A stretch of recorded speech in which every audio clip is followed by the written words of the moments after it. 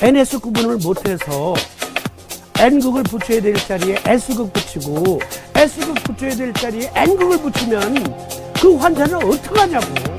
My guilty. 내 탓이로소이다. My guilty.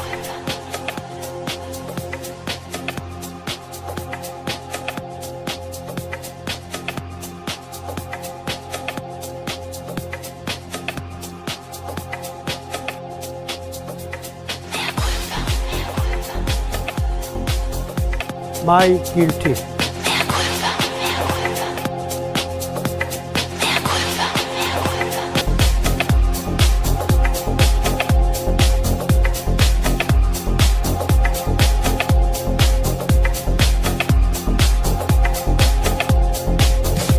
NS 구분을 못해서 N극을 붙여야 될 자리에 S극 붙이고 S극 붙여야 될 자리에 N극을 붙이면 그 환자는 어떡하냐고. My guilty. 내 탓이로소이다. My guilty.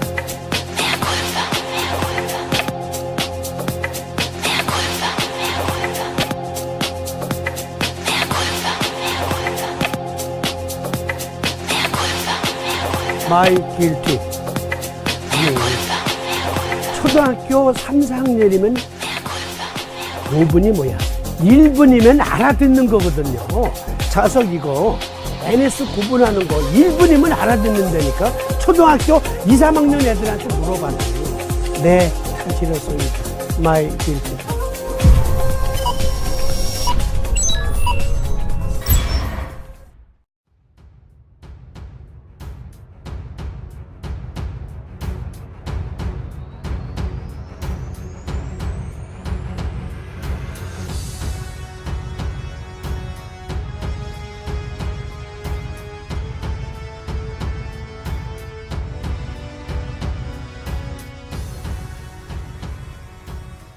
조경명조 위토경, 위정격을 놓아서 치료할 수 있는 증상들 삼천자요법 목차를 통해서 확인해 보십시다. 이 개념이 있어야 돼요. 폐경과 위경은 서로 기량적 관계에 놓여 있다.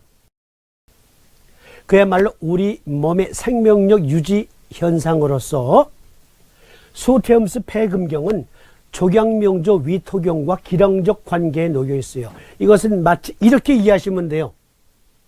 교감신경과 부교감신경이 상호 기량작용을 이루고 있다. 그것과 같다.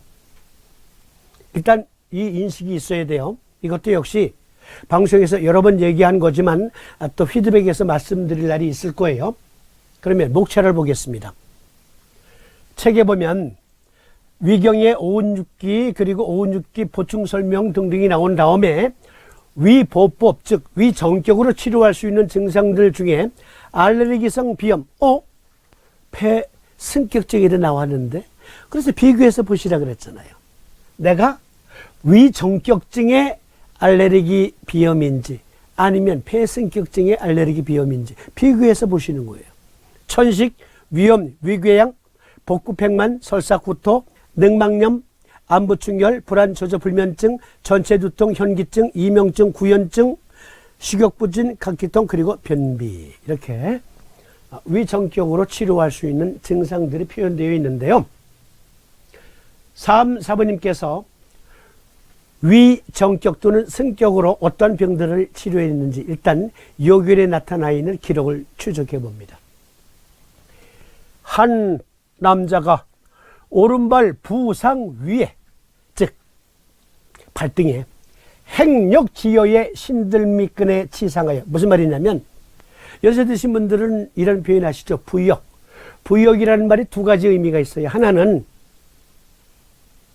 일제 때 부역한 사람들, 6.25 전쟁 때 북한에 부역한 사람들 할 때 나쁜 의미로 부역이 있고, 그리고 동네에서 이른바 공동으로 길을 닦는다든지 수해 때문에 도로가 패였다든지 또는 농로가 망가졌다든지 할 때 두레라고 하죠. 동네에서 모두가 다 나와서 복구 작업할 때 이것을 부역이라고 합니다. 행력지여라는 말이 부역이라는 말이에요. 부역을 나갔는데, 즉 엄청난 폭우가 쏟아진 다음에 길이 망가진 거야. 그래서 집진을 찌끈 동여맸어. 그리고 일을 했는데 찌끈 동여맨 곳에 그만 상처가 났어. 그래서 이렇게 됐는데 이 여기에 나와 있는 증은요, 오늘날 병명으로 말하면 셀룰라이티스, 봉화지겸이라는 병이에요. 셀룰라이티스하고 셀룰라이트하고 다른 표현이에요. 우리 방송 피부관리 하시는 분들도 보시죠. 셀룰라이트는 지방이 엉덩이, 허벅지 등등에 엉겨붙어서 우둘두둘한 거, 그것은 셀룰라이트라고 하고, 셀룰라이티스는 염증으로서의 피부 병변이에요. 피부 연조직의 병변.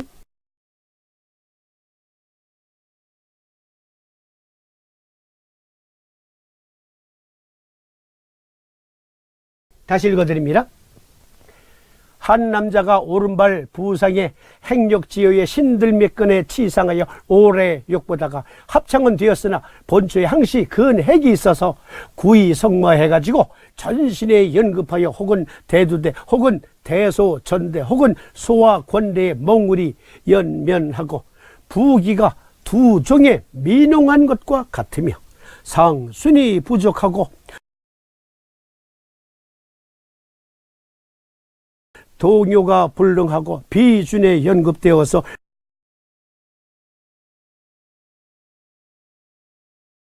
미간에 즉상하여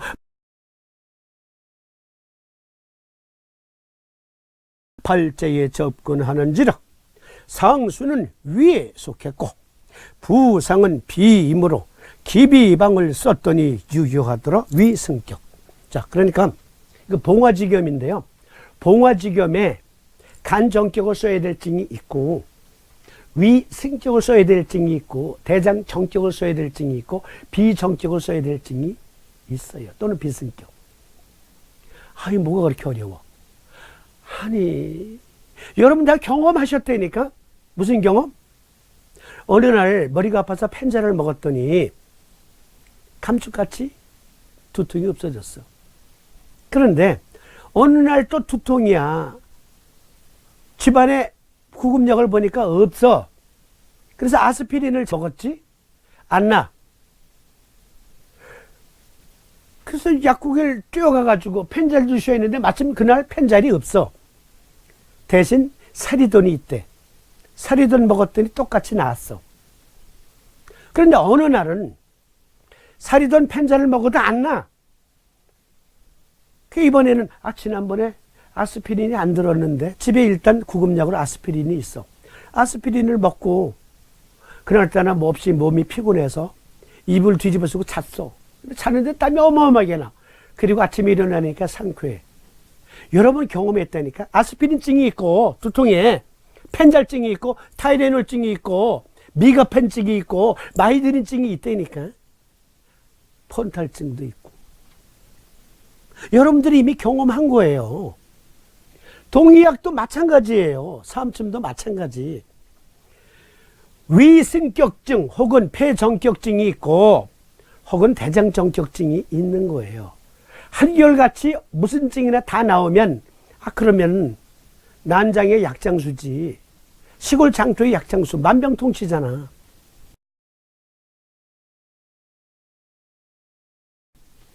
의학은 그게 아니다. 위승격을 넣는다는 것은 폐정격을 넣는 것과 같다. 그러니까 이 경우에 만약에 잘 안 났거든 위승격, 폐정격을 다 넣는 방법도 있을 수가 있다. 네. 그러면 이것은 과연 위승격이라는 요법이 의과학적인 요법인가 따져봅시다. 초간단.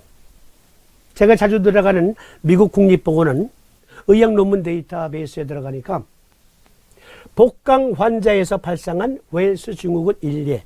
여기 웰스 증후군은 닥터 웰스가 발견했다고 해서 웰스 증후군인데 웰스 증후군에 두드러진 병증의 하나가 셀룰라이티스예요. 봉화지겸. 그러니까 3사부님께서 위승격으로 봉화지겸을 치료했다. 그런데 서희들도 알고 보니 그런 증이 있었다는 거지. 즉 셀리악 갱글리온을 중심으로 셀리악 갱글리온은 어디냐면 중환혈초예요.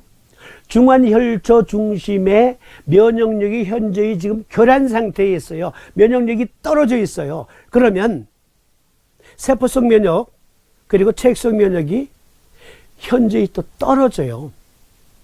그러면 각종 피부 질환이 생길 수 있다는 논문이에요.